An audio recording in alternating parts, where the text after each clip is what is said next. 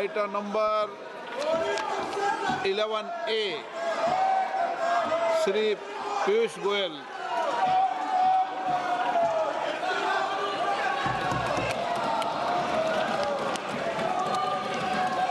माननीय स्पीकर महोदय, जैसा कि सदन के माननीय सदस्यों को ज्ञात होगा, प्रधानमंत्री माननीय श्री नरेंद्र मोदी जी की फरवरी 2025 में अमेरिका यात्रा के बाद से भारत और अमेरिका एक संतुलित और पारस्परिक रूप से लाभकारी द्विपक्षीय व्यापार समझौते का संपन्न करने के उद्देश्य से नियमित रूप से चर्चा करते रहे हैं।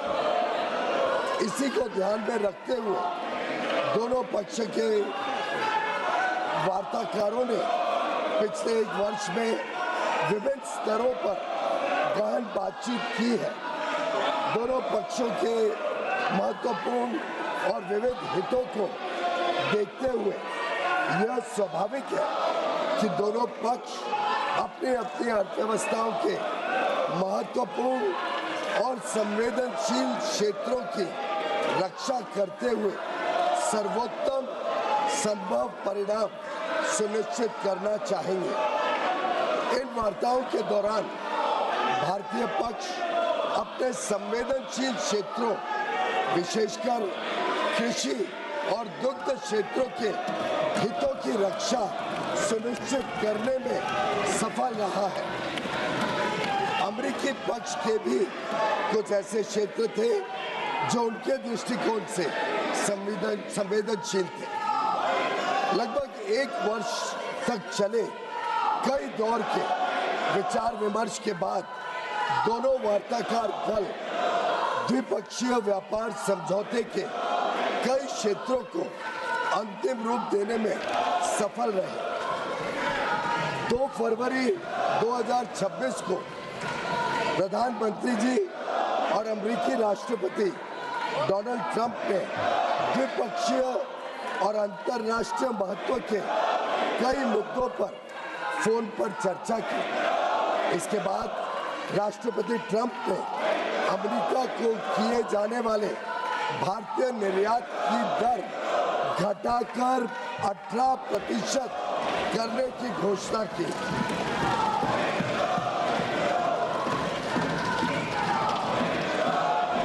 मैं इस बात पर जोर देना चाहता हूं कि यह अमेरिका द्वारा कई प्रतिस्पर्धी देशों पर लगाए गए टैरिफ से कम है, जिससे अमेरिकी बाजार में भारत की निर्यात प्रतिस्पर्धात्मकता में वृद्धि होगी। यह समझौता भारतीय निर्यातकों को विशेष रूप से श्रम प्रधान क्षेत्रों और विनिर्माण में महत्वपूर्ण तुलनात्मक लाभ भी प्रदान करता है।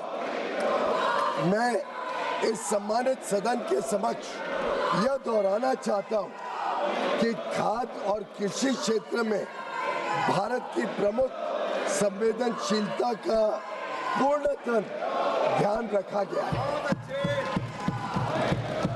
साथ ही यह साझेदारी लघु और मध्यम उद्यमी, MSMEs, उद्यमियों, कुशल श्रमिकों और उद्योग के लिए नए अवसर खोलेगी। उन्नत प्रौद्योगिकियों तक पहुंच का सुगम बनाएगी और भारत के make in India for the world, design in India for the world और innovate in India for the world के दृष्टिकोण को साकार करने में सहायक होगी।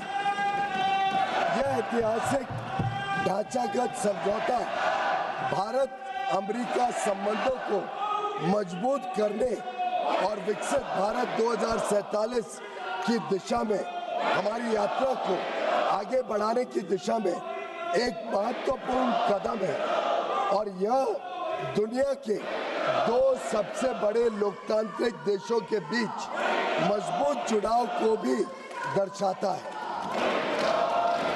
जो स्वाभाविक साझेदार हैं और साझा समृद्धि के लिए मिलकर काम कर रहे हैं। मैं माननीय सदस्यों को सूचित करना चाहता हूं कि आगे की कार्रवाई के संदर्भ में दोनों पक्ष व्यापार समझौते से संबंधित आवश्यक तकनीकी प्रक्रियाओं को पूरा करने और कागजी कार्रवाई को अंतिम रूप देने के लिए मिलकर काम करेंगे ताकि इसकी पूरी क्षमता का शीघ्रता से लाभ उठाया जा सके। समझौते की विस्तृत रूपरेखा इन प्रक्रियाओं के समापन के पश्चात तुरंत घोषित की जाएगी। माननीय सदस्यों को भारत के ऊर्जा स्रोतों से संबंधित उन मुद्दों की जानकारी होगी जो इस समझौते पर हुई चर्चाओं के दौरान उठाए गए हैं। मैं स्पष्ट करना चाहता हूं, जैसा कि सरकार ने कई बार सार्वजनिक रूप से कहा है कि 140 करोड़ भारतीयों की ऊर्जा आवश्यकताओं की सुरक्षा सुनिश्चित करना सरकार की सर्वोत्तम प्राथमिकता है। वस्तुनिष्ठ बाजार स्थितियों और बदलते अंतर्राष्ट्रीय परिदृश्यों के अनुरूप ऊर्जा स्रोतों में विविधता लाना हमारी इस कार्यनीति का मूल आधार है।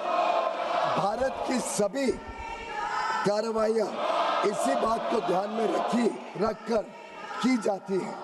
अतः मैं माननीय सदस्यों से इन मुद्दों को समुचित दृष्टिकोण से देखने का आग्रह करता हूं। दोनों देशों के बीच भावी व्यापार अवसरों के संदर्भ में माननीय सदस्यगण इस बात को समझेंगे कि भारत और अमेरिका काफी हद तक एक दूसरे की पूरक अर्थव्यवस्थाएं हैं। जैसे जैसे भारत विकसित भारत के पथ पर अग्रसर हो रहा है, हमें ऊर्जा, विमानन, डेटा केंद्र, परमाणु ऊर्जा आदि सहित कई क्षेत्रों में अपनी क्षमताओं को बढ़ाने की आवश्यकता होगी।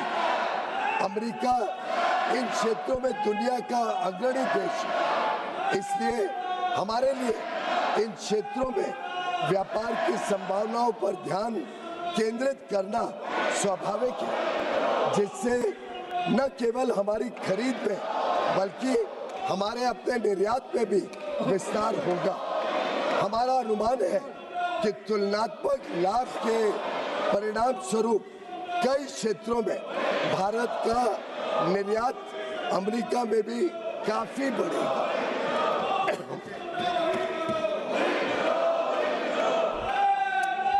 विश्व की सबसे बड़ी अर्थव्यवस्था के साथ यह ढांचागत समझौता जो आने वाले वर्षों में वैश्विक विकास और नवाचार को गति प्रदान करेगा, भारत की जनता एवं राष्ट्र के व्यापक हित में है और देश को बहुत लाभ देगा।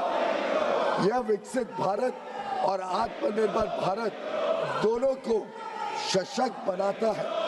हम अपने देश के लिए माननीय प्रधानमंत्री जी के इस दृष्टिकोण को साकार करने की दिशा में निरंतर कार्य करते रहेंगे। धन्यवाद महोदय।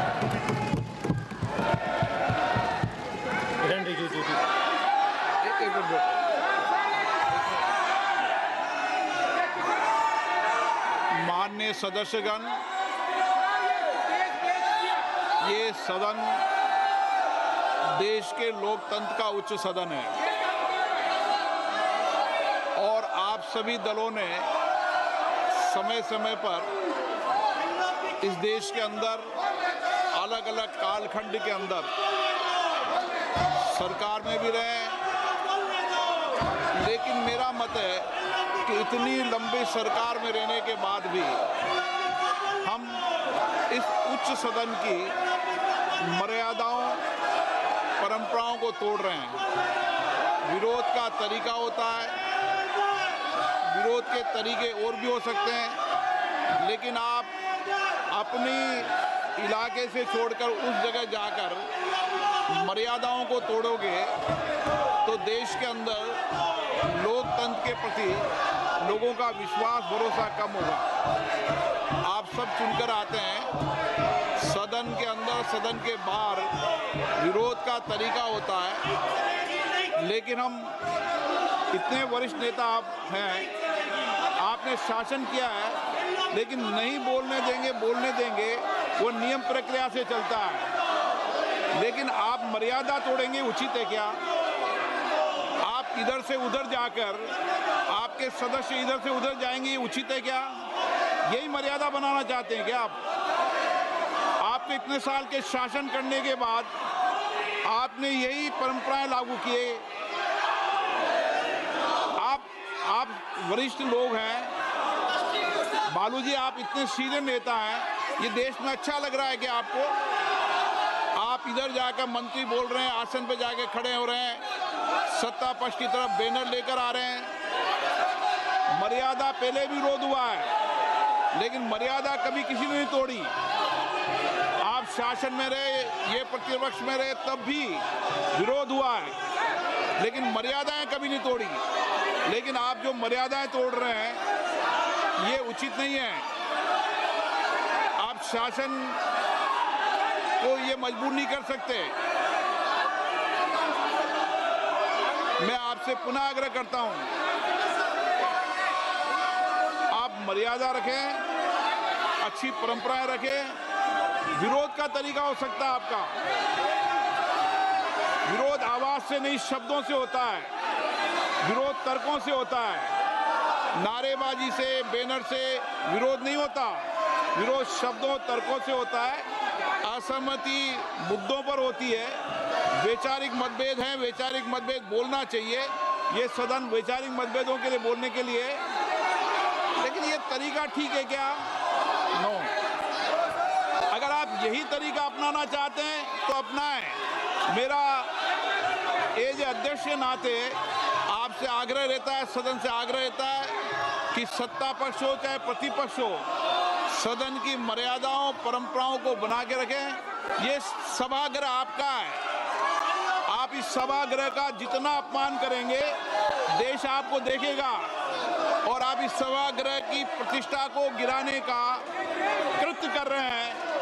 इस व्यवस्था के अंदर सदन चलाना उचित नहीं है। मैं सदन की कार्रवाई आज 2 बजे तक के लिए स्थगित करता हूं।